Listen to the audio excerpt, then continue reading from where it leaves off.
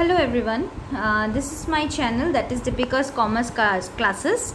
Today we will discuss about the systematic and unsystematic risk. This concept, meaning, what is the systematic and unsystematic risks. So before starting the concept of the systematic and unsystematic, we go through the topic, because before know the topic of the risks, we can't go through the systematic and unsystematic risks. Okay, so first we discuss about what is risks, then we go for the systematic and unsystematic. Okay, so this is our first slide about the concept of the risks. तो risk का different definition दिया हुआ है, तो वहाँ से हम लोग 2-3 पॉइंट पिक कर लेंगे. वहाँ से अगर हम लोग पढ़ते हैं तो इजीली हम लोग को अंडरस्टैंड आ जाएगा कि what is the risk. Then we go for the unsystematic and unsystematic risk. So risk है क्या?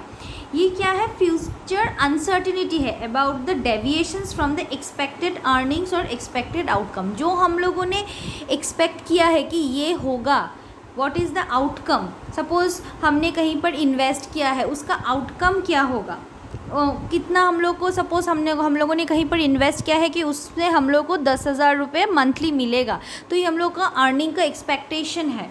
और सपोज़ आफ्टर 10 ईयर्स के बाद ये जो 10,000 मैंने इन्वेस्ट किया है, आफ्टर 10 ईयर्स के बाद ये हमारा 50,000 हो जाएगा. तो ये आउटकम है कि ये इन्वेस्ट करने से बाद हमको ये आउटकम मिलेगा या फिर ये अर्निंग मिलेगा. ये जो एक्सपेक्टेशंस है, वहाँ से अगर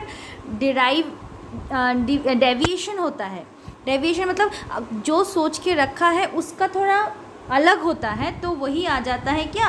risk. That is a future uncertainty. कोई सर्टिनिटी नहीं है कि इतना ही आप लोगों को अर्निंग मिलेगा या फिर इतना ही आपको आउटकम मिलेगा. तो जितना हम लोग का सोच है या फिर जितना हम लोग का अर्निंग का मतलब इतना मिलेगा, तो इससे अगर डेविएशंस होता है तो वही आ जाता है रिस्क. रिस्क कहीं पर भी हो सकता है. रिस्क मतलब सपोज़ हम लोग आज घर से निकलेगा तो बारिश भी हो सकता है, तो यहाँ से हम लोग भीग भी सकते हैं, वहाँ से हम लोग का प्रॉब्लम भी हो सकता है. तो इसके लिए यहाँ पर भी रिस्क है कि अगर आपको बाहर जाना है तो आपका रिस्क हो सकता है.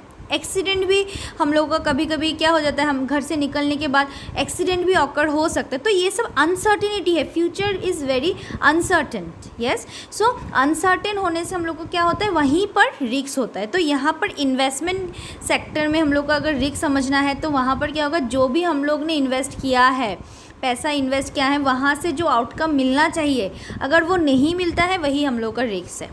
ठीक है. And the risk measures the uncertainty that an investors is willing to take to realise a gain from an investment. ठीक है ना. ये रिस्क मेजर्स क्या करता है? The uncertainty. जो कितना रिस्क है आपका. अगर आपने 10,000 इन्वेस्ट किया है तो आपको, ठीक है, 10,000 का अर्निंग आपको 3,000 नहीं मिलेगा, ठीक है, चलो आपको 2,500 मिल जाएगा, तो उसमें रिस्क थोड़ा कम है. अगर आपको ऐसा है कि आपने इन्वेस्ट तो कर दिया लेकिन आपको पता ही नहीं है कि इंटरेस्ट कितना आएगा या फिर वहाँ से अर्निंग कितना आएगा, तो वो ज़्यादा क्या हो जाता है, रिस्क ज़्यादा हो जाता है. वहाँ पर बहुत रिस्की प्रोजेक्ट हो जाता है कि आपको पता ही नहीं है कि रिटर्न आएगा भी या नहीं आएगा. और अगर आपको पता है कि ठीक है 3,000 की जगह 2,500 आ जाएगा, तो वो रिस्क कम है. तो वो मेजर करता है कि कितना अनसर्टेनिटी है.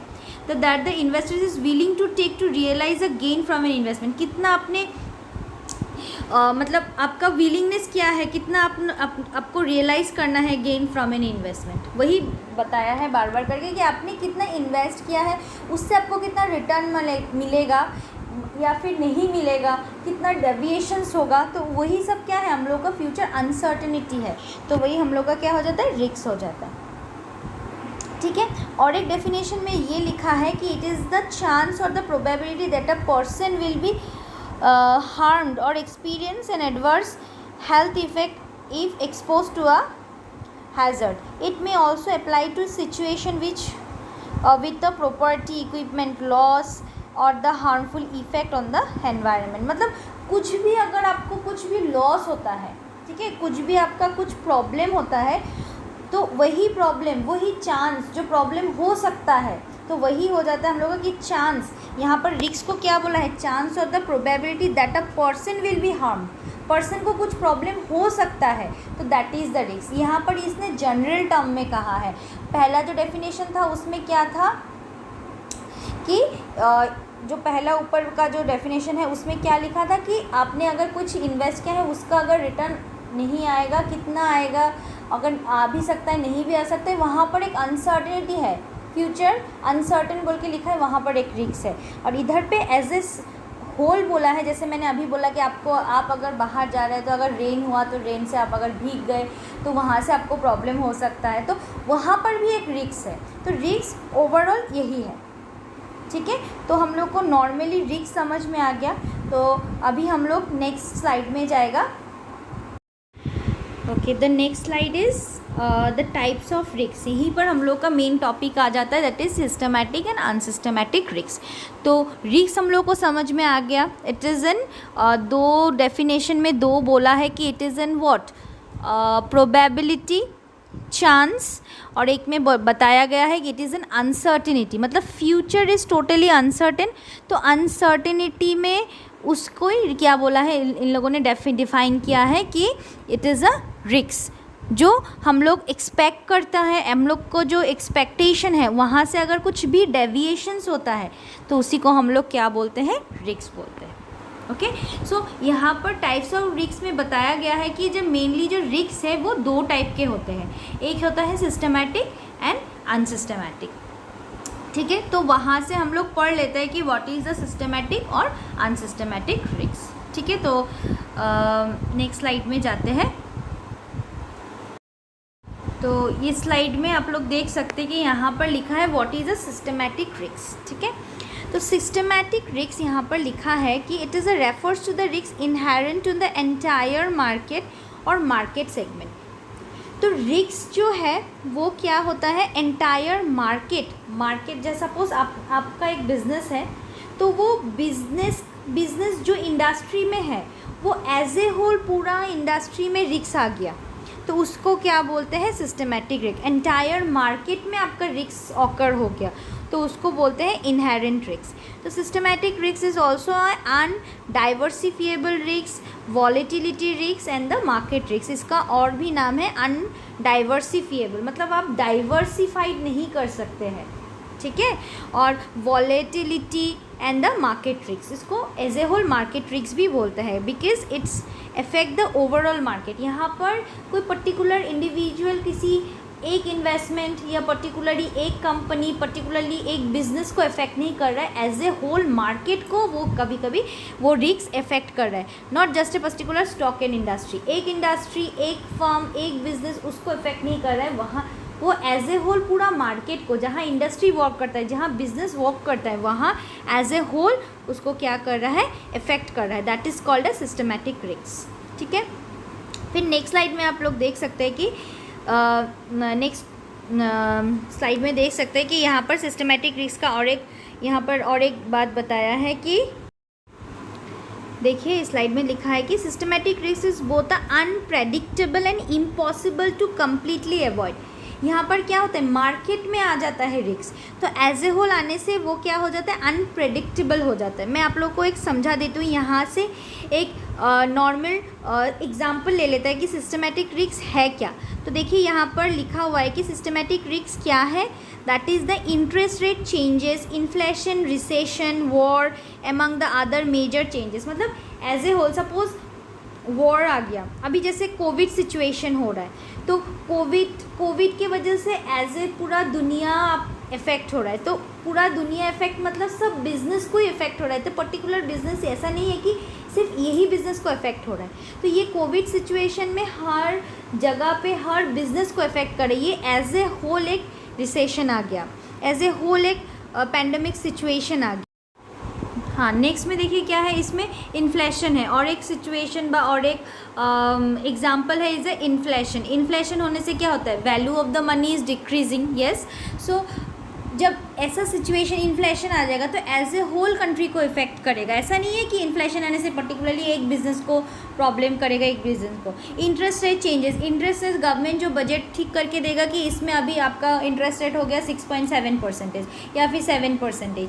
तो ऐसे इंटरेस्ट रेट में क्या होता है, एज ए होल पूरा मार्केट को इफेक्ट करता है। तो सिस्टमेटिक रिस्क यही है कि रिस्क हो सकता है कि आपने सपोज़ कहीं पर इन्वेस्ट किया, जैसे हम लोगों ने बैंक में कहीं पर डिपॉजिट किया है, तो बैंक में डिपॉजिट करने से क्या होता है, हम लोग को तो पता है कि 6% हम लोग को इंटरेस्ट देगा या फिर 7% या फिर 8%। लेकिन क्या होता है कि अभी गवर्नमेंट ने न्यू अनाउंसमेंट कर दिया है कि अभी ये 7% से 6.5% अभी इंटरेस्ट रेट हो जाएगा। तो अभी 6.5% होने से तो पूरा बिजनेस को, आप पूरा मार्केट को इफेक्ट हो जाएगा ना, सबको इफेक्ट होगा।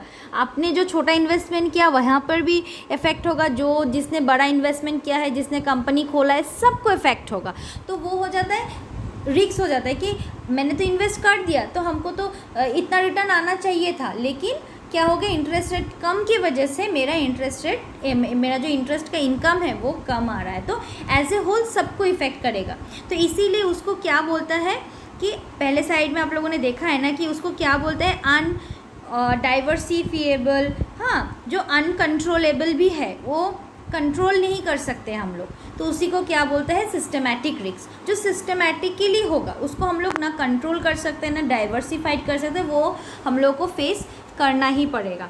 तो यहाँ पर लिखा हुआ है कि systematic risk is both the unpredictable and impossible to completely avoid. ये प्रिडिक्ट भी नहीं कर सकते कि नेक्स्ट हम लोग का इन्फ्लेशन होगा या फिर आपका इंटरेस्ट रेट बढ़ेगा या कम होगा, मतलब ऐसे हम लोग कुछ प्रिडिक्ट नहीं कर सकते। और इम्पॉसिबल टू कम्प्लीटली अवॉइड, वो अवॉइड भी नहीं कर सकते क्योंकि हम लोग मार्केट में ही हैं।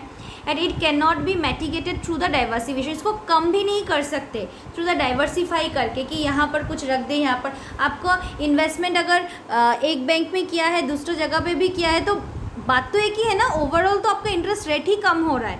तो कहीं पर भी आप इन्वेस्ट करें, वहाँ पर तो आपका डाइवर्सिफिकेशन करने से भी नहीं होगा, ठीक है ना। तो ओनली थ्रू द हैजिंग मतलब प्रोटेक्शन करना, तो प्रोटेक्ट करके ही और द एसेट को अच्छे से एलोकेट करके ही हम लोग उसको क्या कर सकते हैं, उसको रिस्क को प्रोटेक्ट कर सकते हैं, ठीक है। ओनली थ्रू द हैजिंग और by the using the correct asset allocation strategy ही हम लोग उसको क्या कर सकते हैं, थोड़ा रिस्क कम कर सकते हैं, लेकिन उसको हम लोग पूरा कंट्रोल या फिर कम्प्लीटली अवॉइड नहीं कर सकते हैं, ठीक है। तो वो आ जाता है सिस्टमैटिक रिस्क। तो आप लोग जब सिस्टमैटिक रिस्क समझेंगे तो ये आप लोग ये जो यहाँ पर जो इंटरेस्ट रेट रिस्क या फिर रिसेशन, इन्फ्लेशन, वॉर, ये सब को ध्यान पे रख ले, पढ़ने से आप लोग को इजी आ जाएगा। सिस्टमैटिक को याद रखना है कि ये जो एज ए होल गवर्नमेंट का ये जो रूल्स रेगुलेशंस आता है, ये सब हम लोग चेंज नहीं कर सकते हैं। तो वही हो जाता है सिस्टमैटिक रिस्क, जिसके वजह से हम लोग को रिस्क हो जाए। जैसे मैंने बोला है कि इंटरेस्ट रेट अगर ज़्यादा और कम हो गया, उसमें से हम लोग का क्या जो एक्सपेक्टेशन किया है उससे थोड़ा डेविएट रिजल्ट मिलेगा, है ना। तो वही हो जाता है systematic. As a whole systematically risk होता ही है, ठीक है। तो हम लोग नेक्स्ट स्लाइड पे आ जाता है, that is the unsystematic risk. तो आप लोग का नेक्स्ट स्लाइड में देखिए क्या है, that is the unsystematic risk. तो ये अनसिस्टमैटिक रिस्क क्या है, ये जस्ट ऑफ द ऑपोजिट है सिस्टमैटिक रिस्क का, ठीक है। तो यहाँ पर लिखा है अनसिस्टमैटिक रिस्क क्या है, it is a unique to a specific company और इंडस्ट्री। सिस्टमैटिक में क्या था कि एज ए ओवरऑल एक रिस्क आएगा, लेकिन यहाँ पर क्या है, पर्टिकुलरली इंडस्ट्री, पर्टिकुलरली कंपनी में जो रिस्क ऑकर होता है उसको क्या बोलता है, अनसिस्टमैटिक रिस्क। तो अनसिस्टमैटिक रिस्क को हम लोग नॉन सिस्टमैटिक रिस्क भी बोल सकते हैं, स्पेसिफिक रिस्क भी बोल सकते हैं, diversifiable risk and residual risk. Systematic में क्या था, हम लोग डाइवर्सिफाइड नहीं कर सकते क्योंकि सब जगह तो एक ही रिजल्ट है, आप इधर पे इन्वेस्ट करें और उधर पे इन्वेस्ट करें, इंटरेस्ट रेट तो एक ही है ना। लेकिन अभी यहाँ पर कंपनी वाइज रिस्क हो रहा है ना, सपोज ए कंपनी में आपका कुछ प्रॉब्लम हो रहा है, तो आप एक काम कीजिए, बी कंपनी में इन्वेस्ट कर दीजिए, है ना। तो आपका अमाउंट क्या कर सकते हैं, आप लोग डाइवर्सिफाइड कर सकते हैं। तो यहाँ पर इसलिए डाइवर्सिफिएबल रिस्क भी बोलते हैं। और in the context of the investment portfolio, unsystematic risk can be reduced through the diversification, and while the systematic risk is the risk that is inherent in the market. Market में जो होगा उसको हम लोग कंट्रोल या फिर diversified नहीं कर सकता है, जो सिस्टमेटिक रिस्क में बोला गया है। और अनसिस्टमेटिक रिस्क में पर्टिकुलरली एक कंपनी में प्रॉब्लम होता है ना, तो अगर एक कंपनी में अगर कोई प्रॉब्लम है तो वो कंपनी वाला क्या कर सकता है, आप वहाँ पर इन्वेस्ट मत कीजिए, आप दूसरा जगह पे इन्वेस्ट कर दीजिए। आपको अगर लग रहा है कि नहीं ये कंपनी में कुछ गड़बड़ होने वाला है तो आप लोग जा सकते हैं नेक्स्ट कंपनी में, बस दूसरा कंपनी में, या फिर आपको पता है कि इसमें शायद आपको प्रॉफिट भी हो सकता है, लॉस भी हो सकता है, तो आपका एक पोर्शन आप इधर इन्वेस्ट कर दीजिए और ज़्यादा पोर्शन आप सेफ कंपनी में इन्वेस्ट कर दीजिए। तो वो क्या होता है, डाइवर्सिफाई कर सकता है, क्योंकि ये अनसिस्टमेटिक पर्टिकुलरली एक कंपनी में प्रॉब्लम होता है। तो प्रॉब्लम क्या होता है, तो देख लीजिए नेक्स्ट स्लाइड में दिया हुआ है। आप लोगों को ये स्लाइड देखने से एकदम इजी हो जाएगा कि अनसिस्टमेटिक रिस्क का टाइप्स क्या है। तो जैसे हम लोग ने सिस्टमेटिक का टाइप्स किया था कि इन्फ्लेशन, इंटरेस्ट रेट चेंजेस, तो यहाँ पर सिस्टमेटिक रिस्क में भी टाइप्स क्या है, बिजनेस रिस्क, फाइनेंशियल रिस्क। तो बिजनेस रिस्क में क्या है, both the internal and external issues which cause the business risks. जैसे internal risks are tied to operational efficiency such as a management failing to take out an patent to protect the new product would be an internal risk as it may result in the loss of the competitive advantage. मतलब company के अंदर अगर कुछ भी management में या कुछ भी आप लोग का प्रॉब्लम हो रहा है तो वहाँ पर क्या हो जाता है, इंटरनल रिस्क हो जाता है कि आपने अच्छे से काम किया नहीं, इसीलिए आप लोगों का एफिशिएंसी आप लोग का अच्छा नहीं है कंपनी का, तो इसीलिए आप लोग का इंटरनल रिस्क हो जाता है। जैसे काम करना चाहिए था वैसे काम किया नहीं तो क्या हो जाता है, कंपनी का वैल्यू कम हो जाता है, तो वहाँ पर एक रिस्क क्रिएट हो सकता है। और एक्सटर्नल जैसे फूड और drug administration banning a specific drug that a company sell is an example of the external. आप लोग अगर सपोज एक ऐसा एक प्रोडक्ट है जो आप लोग सेल कर रहे हैं, लेकिन वो एक फूड और ड्रग एडमिनिस्ट्रेशन से वो मना कर दिया कि वो आप ड्रग आप बाहर में सेल नहीं कर सकते हैं, ठीक है। तो वो क्या हो जाएगा, एक स्पेसिफिक कंपनी में, जैसे वो स्पेसिफिक कंपनी वही ड्रग्स प्रोड्यूस करता है तो पर्टिकुलरली उस कंपनी को ही बैंड किया है, दूसरा कंपनी को बैंड नहीं किया है, तो वो पर्टिकुलर कंपनी में रिस्क हो गया, ठीक है ना। तो वो बिजनेस रिस्क है जो इंटरनल और एक्सटर्नल दोनों में है।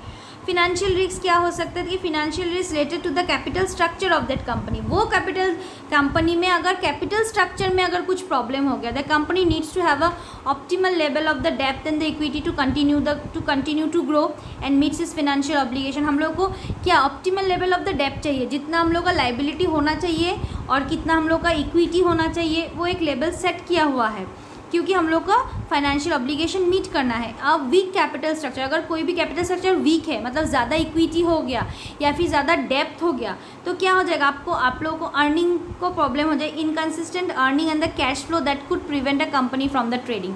तो क्या हो जाता है, ज़्यादा इक्विटी हो जाने से आप लोगों को प्रॉब्लम हो जाएगा यहाँ पर, या फिर ज़्यादा डेप्थ होने से उन लोगों को ज़्यादा पेमेंट करना पड़ेगा, तब भी आप लोगों को क्या प्रॉब्लम हो जाएगा। तो पर्टिकुलरली कंपनी में अगर कोई भी फिनेंशियल रिस्क आता है या फिर कुछ बिजनेस मैनेजमेंट में कोई रिस्क आता है तो वो सब हो जाता है अनसिस्टमेटिक रिस्क, जो हम लोग कंट्रोल भी कर सकते हैं अच्छे से। प्रोडक्ट जैसे सपोज पकड़ लीजिए आपका मैनेजमेंट एफिशिएंट नहीं है, तो आप लोग क्या कर सकते हैं, मैनेजमेंट को चेंज कीजिए।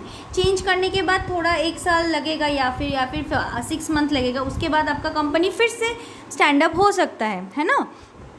तो ये हो जाता है अनसिस्टमेटिक, जो कंट्रोलेबल है, ठीक है। तो हो गया अनसिस्टमेटिक रिस्क, वो पर्टिकुलरली कंपनी वाइज होता है, ठीक है। तो ये टॉपिक हो गया कि सिस्टमेटिक और अनसिस्टमेटिक रिस्क क्या है। यहाँ पर अगर आप लोग को कोई भी प्रॉब्लम हो रहा है regarding the concept of the systematic and unsystematic risk या फिर रिस्क, तो आप लोग कमेंट सेक्शन में बता दीजिए, मैं नेक्स्ट वीडियो में आप लोगों को एक्सप्लेन कर दूँगी। Thank you so much. Don't forget to like and subscribe. Thank you.